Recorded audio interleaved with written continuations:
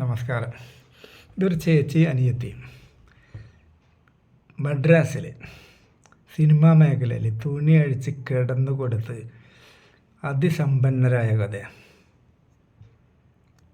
പണ്ടൊക്കെയാണ്, അതായത് വളരെ പണ്ടല്ല, ഈ തെങ്കാശി പട്ടണമൊക്കെ വരേണ്ട ആ സമയത്താണ് കേരളത്തിലേക്ക് ഫുള്ളായിട്ട് മലയാള സിനിമയൊക്കെ പറിച്ച് നട്ടത്. അതിനു മുമ്പ് ഫിലിമിൻ്റെ എല്ലാ സംഭവങ്ങളും ഷൂട്ടിങ് കഴിഞ്ഞ എല്ലാ പ്രോസസ്സിങ്ങും ചെന്നൈയിൽ, പണ്ടത്തെ മദിരാശി, അവിടെ നടക്കുക. അവിടെ പ്രൊഡ്യൂസർമാർക്ക് ഫ്ലാറ്റുണ്ട്, സംവിധായകന്മാർക്ക് വീടുണ്ട്. പിന്നെ നടന്മാർ പൈസ ഉണ്ടാകണമനുസരിച്ച് ഇങ്ങനെ മാറിക്കൊണ്ടിരിക്കുക. ആദ്യം ചെറിയ തുക്കട ലോഡ്ജിൽ പോയി താമസിക്കും. പിന്നെ ഫേമസ് ആകുമ്പോൾ ആ ഗ്രേഡ് അനുസരിച്ച് അവന്മാർ ബെറ്റർ വീടുകളിൽ താമസിക്കും. അപ്പോൾ ഞങ്ങളുടെ നാട്ടിൽ 2 തറവാടിച്ച് പെണ്ണുങ്ങളുണ്ട്, അച്ഛനും.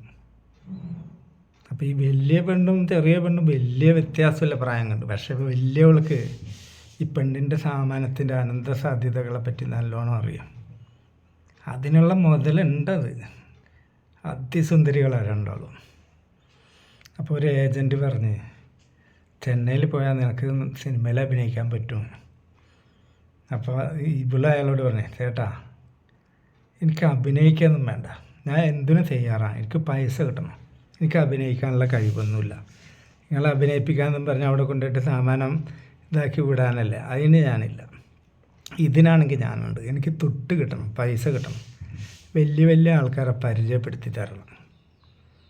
അങ്ങനെ ഇവർ തീവണ്ടി കയറി. വലിയോള് കയറിക്കഴിഞ്ഞിട്ട് അവിടെ ചെന്നപ്പോൾ ഒരു പ്രൊഡ്യൂസർക്കാണ് ആദ്യം കൊണ്ടുപോയി കൊടുത്തത്.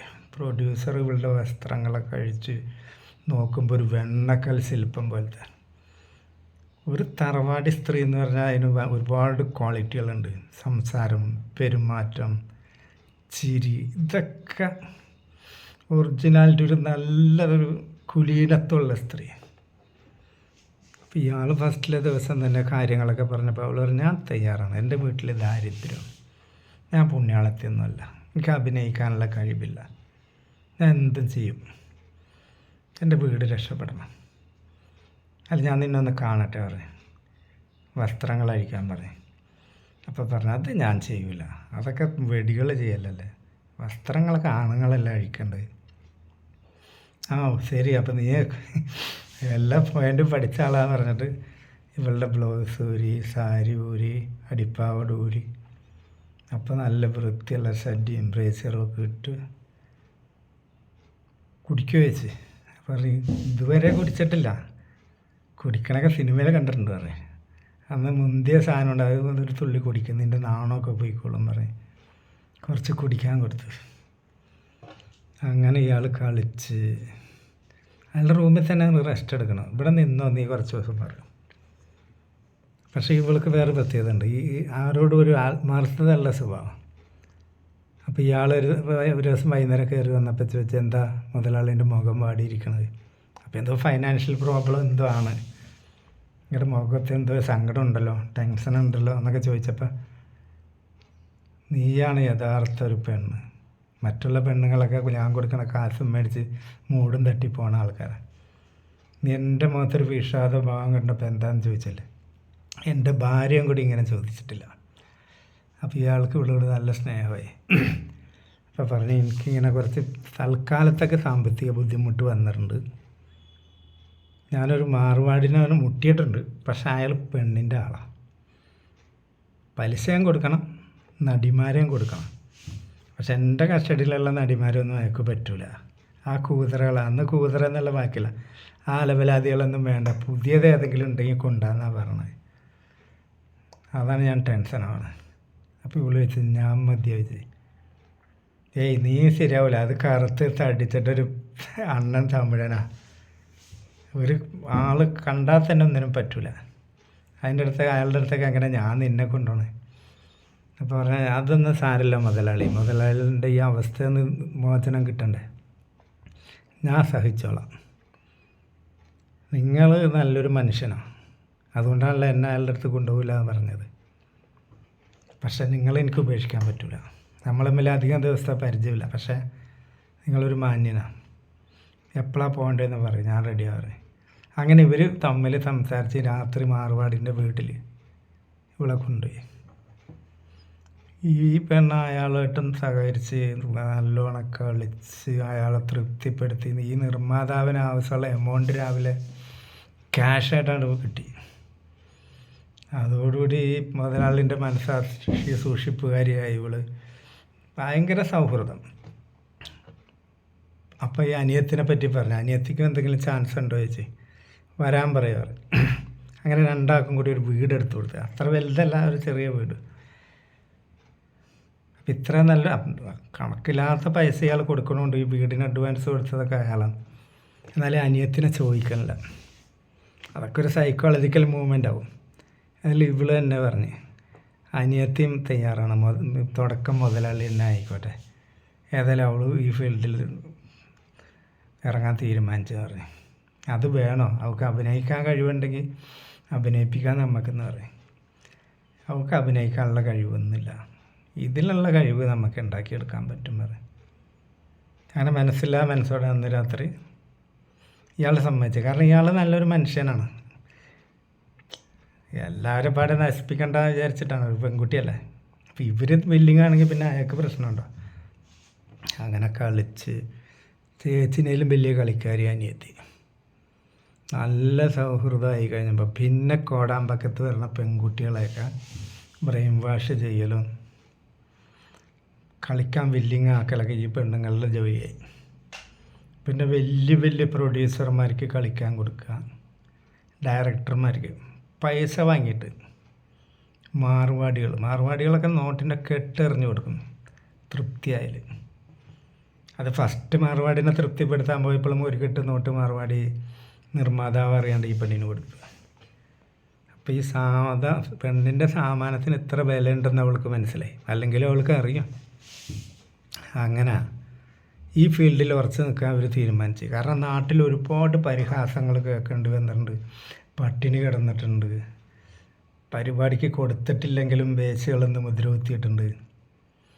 പിന്നെന്താ, ഏതായാലും നനഞ്ഞിറങ്ങി. പിന്നെ ഇവർക്ക് വേറൊരു ഏർപ്പാട് നിർമ്മാതാവ് പറഞ്ഞു കൊടുത്തു. ഈ ജൂനിയർ ആർട്ടിസ്റ്റുകളുണ്ടല്ലോ, ഒരു നായകനും നായികയും കൂടി ഒരു ഡാൻസ് ആണ്ട് കളിക്കുമ്പോൾ 10-40 പെണ്ണും ആണൊക്കെ ഇങ്ങനെ പ്രത്യക്ഷപ്പെടൂലേ. ഇതൊക്കെ അന്ന് 500 രൂപയൊക്കെ കൂലിക്ക് പല ദിക്കുന്നും വരുന്ന ആൾക്കാരാണ്. ഇവരെയൊക്കെ ഒരുമിച്ച് കൂട്ടിയിട്ട് ഒരു എമൗണ്ട് ഇവർ വാങ്ങുക, എന്നിട്ട് ഇവർക്ക് ചെറിയ കൂലി കൊടുക്കുക. അതിൻ്റെ കോൺട്രാക്റ്റ്.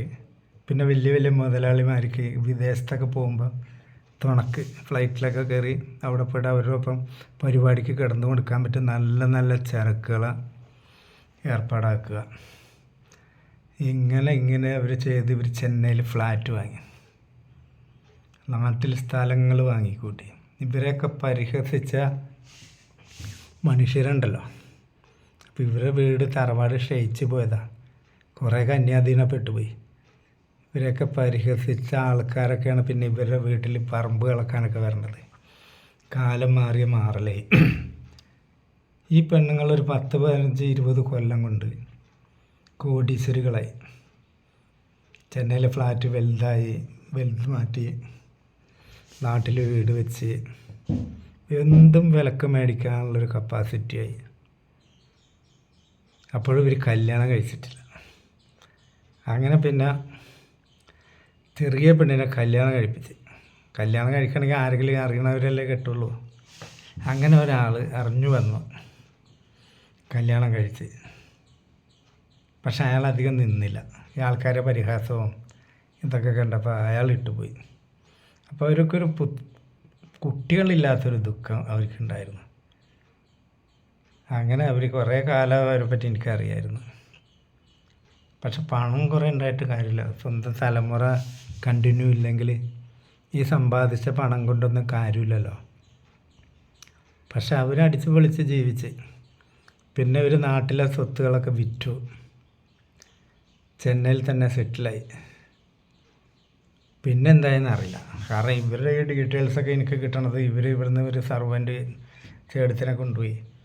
അവരാണ് ഈ പൊടിപ്പും തൊങ്ങലൊക്കെ വെച്ചിട്ട് ഇവർ വെള്ളം ചെന്നാൽ ഇവരുടെ കള്ള് കുടിച്ചാൽ ഇവരുടെ പഴയ ചരിത്രമൊക്കെ ഈ ചേച്ചിനോട് പറയും. ഈ ചേച്ചി എനിക്ക് ട്രാൻസ്ലേറ്റ് ചെയ്ത് തരും. ഈ എൻ്റെ വീഡിയോ കാണുമ്പോൾ ഓരോ ആൾക്കാർ ചോദിക്കുക, നിനക്ക് വേറെ പണിയില്ലേ, ആൾക്കാരെ നശിപ്പിക്കാൻ നടക്കണം. ഇന്നും കൂടി ഒരു കമൻ്റ് ഉണ്ടായിരുന്നു, ഈ കള്ളവെടിയൊന്നും ഞാൻ കണ്ടുപിടിച്ചതല്ല. ഇപ്പം ഈ ഞാൻ പറയുമ്പോൾ ഉണ്ട് നമ്മുടെ ഈ കൊച്ചു കേരളത്തിലൊരു 100 കള്ളവെടിയെങ്കിൽ ഇപ്പം പെണ്ണിൻ്റെ സാധനത്തിൽ കയറ്റി അടിച്ചുകൊണ്ടിരിക്കുന്നുണ്ടാവും. മിനിമം 100 ചെറിയ സ്റ്റേറ്റിൽ. അതാണ് വെടീൻ്റെ പവർ.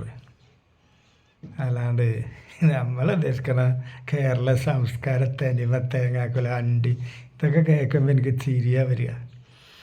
ഇപ്പോൾ സാമാനത്തിൻ്റെ പവർ മനസ്സിലാക്കിയ പെണ്ണുങ്ങൾ അതിജീവിക്കും, അവർ സർവൈവ് ചെയ്യും, അവർ കോടീശ്വരികളാവും. അല്ലാത്ത പെണ്ണുങ്ങൾ കെട്ടിയാൻ്റെ ഇടിയും കൊണ്ട് അടുക്കള കിടന്ന് പുകയും തിന്ന് കണ്ണ് ചോപ്പിച്ച് ഇങ്ങനെ ഇരിക്കും. അതും പെണ്ണ്, ഇതും പെണ്ണുങ്ങൾ. ഒന്ന് കമ്പയർ നോക്ക്. ഞാൻ ആരെയും പഴപ്പിക്കാനല്ല ഈ വീഡിയോ ചെയ്യണത്. കഴിവുള്ളവർ ഊക്കും, അസൂയുള്ളവർ കരയും. നമസ്കാരം.